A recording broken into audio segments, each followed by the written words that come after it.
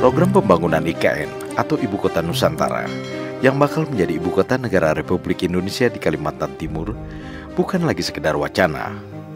Aturan pelaksanaan pembangunan dan pengelolaannya telah ditetapkan dalam Undang-Undang Nomor 3 Tahun 2022 setelah melalui pembahasan panjang di DPR RI serta menyerap berbagai aspirasi masyarakat.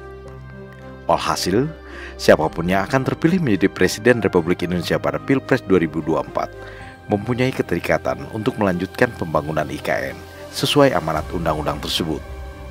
Apalagi karena pembangunan IKN pun telah menjadi bagian dari Rencana Pembangunan Jangka Panjang Nasional atau RPJPN 2025-2045 yang juga dikenal sebagai Visi Indonesia Emas 2045.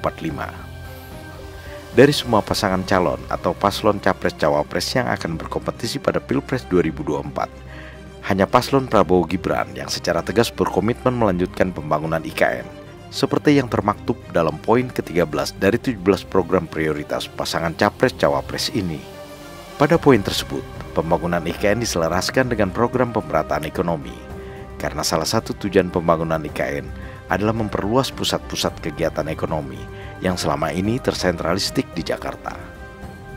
Pembangunan IKN bermula dari gagasan Presiden Joko Widodo yang ingin memindahkan ibu kota negara dari Jakarta karena beban Jakarta sebagai pusat pemerintahan dan pusat kegiatan ekonomi sudah terlalu berat.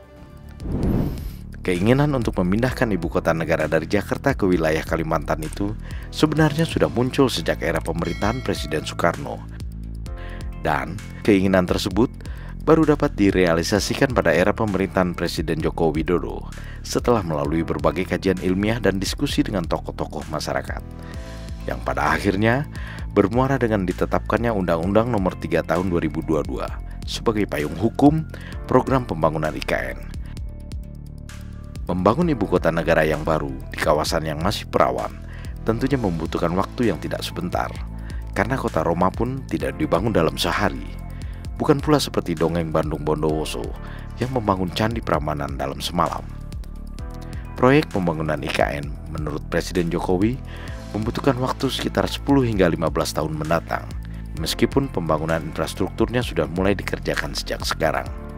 Dengan kata lain, proyek pembangunan IKN baru bisa dirasakan hasilnya oleh generasi mendatang, setidaknya generasi milenial dan zilenial, bukan untuk generasi sekarang. Untuk itu, dibutuhkan pemimpin yang memiliki kesabaran, kerelaan dan keberanian tinggi guna melanjutkan pembangunan IKN pasca pemerintahan Presiden Jokowi. Dan untungnya ada Prabowo Gibran yang dengan tegas tanpa keraguan sedikit pun berkomitmen melanjutkan pembangunan IKN. Ibu Kota Nusantara atau IKN memiliki visi sebagai kota berkelanjutan di dunia, penggerak ekonomi Indonesia di masa depan, dan simbol identitas nasional yang mempresentasikan keberagaman bangsa Indonesia berdasarkan Pancasila dan Undang-Undang Dasar 1945. Jika belum sudah ada yang ingin mengkaji kembali pembangunan IKN dan mengkhawatirkan akan memunculkan ketimpangan baru, maka pikiran semacam itu adalah pikiran yang tidak percaya pada proses. Ketimpangan baru justru akan muncul jika pembangunan IKN tidak dilanjutkan atau diperlambat pembangunannya, sehingga akan muncul proyek yang mangkrak dan menimbulkan permasalahan baru. Rencana pembangunan jangka panjang nasional pun bukan hanya akan berjalan di tempat, tetapi justru mundur kembali. Prabowo Gibran, Man of Our Time.